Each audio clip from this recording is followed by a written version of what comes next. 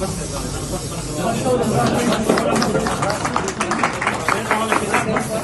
زه د بر سوات د پریس کلب چې کومه پرانستو شوه په هغې باندې تاسو له مبارکباد درکوم او د هغې چې څومره ممبرز دي هغوی چې کوم دی نه حلف واغسته هغوی ته هم مبارکباد ورکوم په دې امید باندې چې انشاءالله دوی به د صحافت په بنیاد باندې په دې معاشره کې خصوصا زمونږ پی کې فور چې دی په دې کې خپل یو مثبت کردار ادا کوي یو تعمیري کردار به ادا کوي او تاسو ته ما مینه هم وي په خپل سپیچ کې چې یاره موږ به صرف د افتتاحګانو دپاره د ټورنمنټونو د کوریج دپاره د یا سیاسي داسې کمپینونو چې د هغې کوریج ته به صحافي برادري چې څومره دا ده نوي زموږ وروڼه چې دي دوی به هغې ته صرف ځان نه وقف کوي دوی به کوشش کوي چې په معاشره کې زموږ نور داسې اهم او بنیادي ستونزې دي چې هغه د پردې نه په شا دي هغه خبرې په کار ده چې هغه منظر عام ته راوړی شي په هغې باندې بیا زموږ مشران چې کوم دی هغه پې کیني یا پې سوچ یا هغه په هغې باندې مجبوره کړی شي چې په هغې باندې هغه ګامونه والي ځکه موږ ته په روان وخت کې ډېرې ډېرې مسلې دغه مسلې چې دي دا ورو غټېږي پنډه کېږي وړې مسلې دي خو هغه غټېږي وروسته نو په کار ده چې دا موږ په دې اولني کم بنیاد چې دا پرتې دي دا مسلې په کار ده چې په دې ټیم کې موږ دا ختم کړو نو دا به زموږ دپاره ډېر ښه ضابط اخلاق کے مطابق خلاف قوم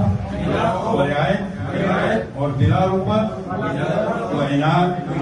انجام دوں گا اور یہ کہ میں اپنی صحافتی صلاحیت اور قلم و زبان کے استعمال کو مظلوم کی دادرسی کے لیے استعمال کروں گا اور یہ کہ میں اپنی ذاتی مفاد کو او دا په علاقے کې د ترقۍ یو پیشرفت وشو او چې تاسو دا قدم چوت کو او زما امید دی ماته امید دی چې انشاءالله تاسو ځوانان هلکان یې تعلیم یافته نو تاسو به د دې علاقې د مسایل ارباب اختیار ته ښه په ډاګه کوئ او د دې د حل لپاره صحافت داسې شی دی که نه چې دا د معاشرې سترګې دي نو زه دا وایم چې تاسو خپل محنت او خپل کوشش باندې به اوس تاسو ځان له ځای پیدا کوئ چې ستاسو دا مقصد هم حاصل شي چې معاشرې ته پکې هم پیدا ورسي او زموږ په دې علاقه کې ډېرې غټې ستونزې دي او دغه ستونزې څه په ډاګه دي څه پټې دي نو د دغه ستونزو لپاره چې تاسو کوششونه کوئ تاسو هغه خپل قابلیت چې دی هغه په دې ځای کې استعمال کوئ نو دا به د قوم په مفادو کې او زه د زړو صحافیانو هم د هغو هم ډېره شکریه ادا کوم هغو هم ډېر خپل محنت کړلی خو زما د یو ارمان دی زما یو خواهش دی زه یم چې موږ یو شو او د دې علاقې د مفاد دپاره یو شو او ټول په یو ځای راټول شو او د علاقې د مفاد چې دي دا په یو ځای چوت کړو او الله احکامو ته وښایو چې دا تاسو دا مسلې دي زمونږ دا حل کوي زمونږ په هر ځای کې مسلې دي په هر دفتر کې دي په هره لاره کې دي په هره کوڅه کې دي نو زه دا یو غټ خواهش مې دی چې تاسو یو شئ او زمونږ دا ټول صحافیان ملګري یو شئ زمونږ نه چې څومره تاسو په دې کې مدد غواړئ امداد غواړئ موږ درته تابعدار یو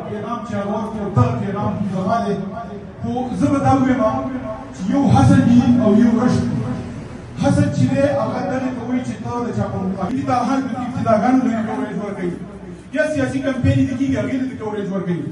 د صحافي په معاشره کې ډېر یو اهم مونږ به په دې پریس کلب کې یوازې دا پریس کلب به داسې نه وي چې یاره په دې باندې مونږ عوامي مسایل هغه خو د ټولو خلکو مو ځای دی د هغې مسایل مونږ دنیا ته ښایو چې هغه څنګه حل کېدی شي او کېږي خو چې زموږ ځوانانو ته کومې مسلې دي زموږ صحافیانو ځوانانو ته کومې مسلې دي کومې ستونزې ورته دي د هغې دپاره مونږ د دې سیمینار په دې پریس کلب کې د هغې دپاره مونږ باقاعده کلاسز لرو د هغې دپاره مونږ خپل پروفیسر خپل ټیچر خپل پی ایچ ډي سپیشلیست دا ټول به درې راغواړو هغې به ورته کلاسز لري ستاسو په شان د قابل خلک د دې په شان د پوهه زما د ځوانانو په شان د پوهه خلک چې دي هغې به پوه کوي د خپل ځوانانو پوه کوي